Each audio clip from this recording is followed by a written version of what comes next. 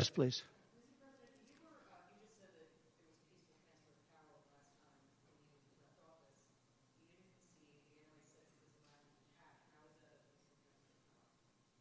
What's your question? No, I think the people that, if you look at January 6th, which a lot of people aren't talking about very much, I think those people were treated very harshly when you compare them to other things that took place in this country where a lot of people were killed. Nobody was killed on January 6th. But I think that the people of January 6th were treated very unfairly. And they were there to complain, not through me. They were there to complain about an election. And, you know, it's very interesting. The biggest crowd I've ever spoken to, and I said peacefully and patriotically, which nobody wants to say, but I said peacefully and patriotically.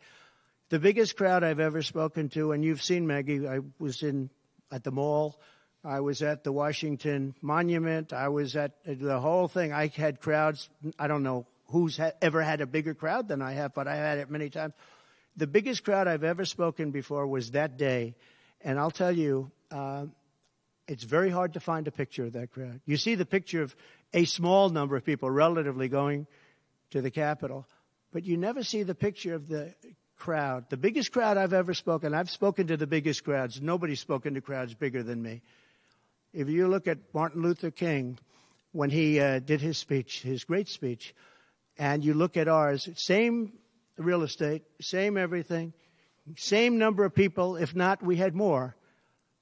And they said he had 1 million people, but I had 25,000 people. But when you look at the exact same picture, and everything's the same because it was the fountains, the whole thing, all the way back to from Lincoln to Washington, and you look at it, and you look at the picture of his crowd, my crowd, we actually had more people.